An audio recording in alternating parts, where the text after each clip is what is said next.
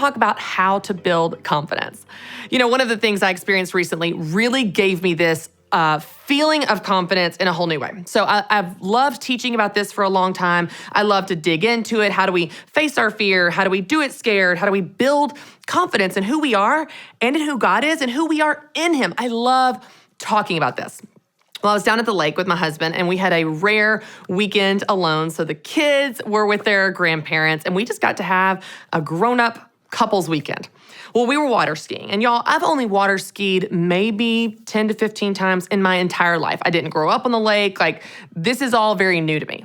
But I was water skiing. My husband was driving the boat, and I was back there, and I thought, I think I'm gonna try to drop a ski. Now, dropping a ski when you're water skiing is where you have 2 feet in 2 water skis, and 1 foot, you're gonna try to wiggle out of the boot, out of the ski, and you're gonna drop it, literally just take your foot out and place that foot behind the other foot on the water ski. So then you would be slalom skiing, where you're skiing on just 1 ski.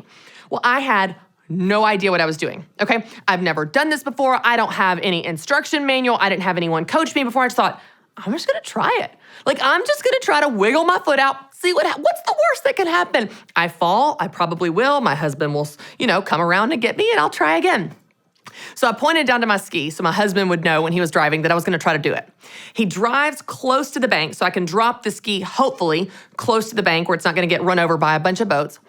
And y'all, I started to I'm holding on to the rope. And I start to lift my foot and feel what it feels like. Okay, can I balance on just 1 foot? Can I balance on 1 ski? And then I start to wiggle my foot a little bit in the boot. Is it loose enough? Let me make sure I can actually get it out. I'm lifting my heel up, just testing the waters a little bit at a time. And finally, I was like, I'm gonna go for it. I'm gonna pull my foot out. I pull my foot out, my other foot slides around, and I crash. Just smack down in the water. Just face plant in the water. But I was like, all right, I'm gonna do it again. My husband comes around. We go get the ski. I wiggle my foot back in the ski. I get up on 2 skis. I try again. I wiggle my foot. I'm so nervous. I'm like, you can do this. I'm talking myself into it. You can do this. Go for it. Pull my foot out. Start to get it on the ski. And then I fall over again. But by the 4th time, by the 4th try, y'all, I got my foot out of that boot. I placed it on the ski, and I stayed up. I was like, I'm doing it.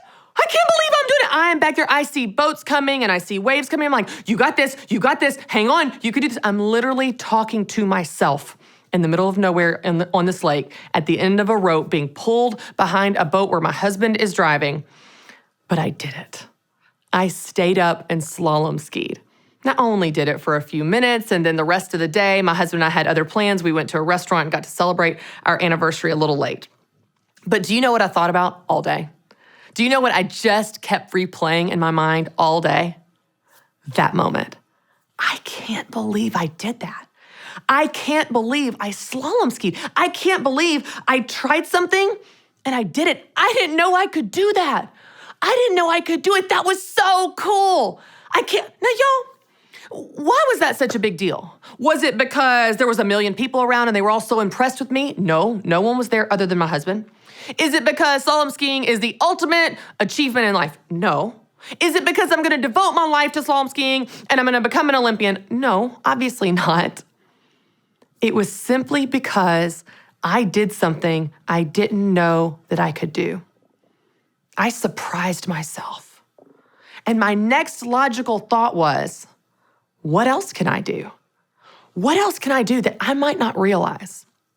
I've shared this other story before, but I love this example because I think this is how we learn what we're capable of. So many people sit around waiting for perfect plans and they want to be prepared. They wait till they're ready, whatever that means, to do anything. But how you find out what you're capable of doing is by doing it. Not by plans, not by preparation, not by practice. There's a place for those things. But if you want to know if you can do it, do it. If you want to know if you can stay up on the ski, try to drop the ski. It's in the doing that we lessen our fear of whatever that thing is. The example that I've shared from years ago was when I was on the playground with my son Carter, and there was another mom and her son. He was about 7 years old. And he's playing on the monkey bars, or he's playing on the playground, and he starts to go for the monkey bars. He climbs up the little ladder. I think these monkey bars are way off the ground, way over my head, so definitely over his. He puts one little gangly arm up on the first monkey bar, and then he reaches his next arm to the next one and next arm and so on all the way to the end. And then he swings his little body out, jumps down, sticks the landing, throws his arms in the air, and he is so proud. And his mom looks at him and she says, "Wow, I didn't know you could do that." And he says, "I didn't either." And I thought that's how we do it. Whether you're a little kid on monkey bars or you're a grown mom of 3 on water skis trying to drop a ski, that's how you learn what you can do. It's by doing it.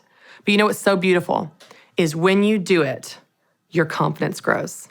When you do it, your fear lessens. When you do it, your mind begins to expand and dream and look at bigger and better possibilities. Your next logical thought is, what else can I do that I'm not aware of? You start to dream bigger dreams. You start to set bigger goals. You start to go for bigger things, and you create a bigger and better life, all because you decided to drop a ski.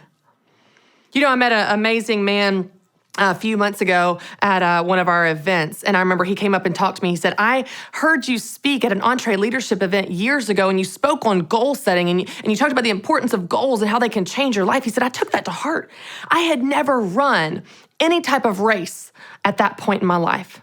And since then," that was 2 years ago, "I have run a 5K, a 10K, a half marathon, a full marathon, a half Ironman, and a full Ironman. And I'm training for my next one." He said, "My confidence is through the roof. My fear has lessened so much. When the world is falling apart around me and my business seems to be struggling," he goes, "I'm not scared because I know that I can do hard things. I know that I can face challenges. I know that I can overcome." Who would have thought you'd learn a business lesson by running a half marathon? Who would have thought you would lessen your fear in life by dropping a ski? Who would have thought you would build confidence as a person by going across the monkey bars? But that's exactly how it's done. I also love the quote by Vincent van Gogh where he says, "If you have a voice inside your head that says you cannot paint, then by all means paint, and that voice will be silenced." There's no better way to build confidence and push past your fear than by doing it scared.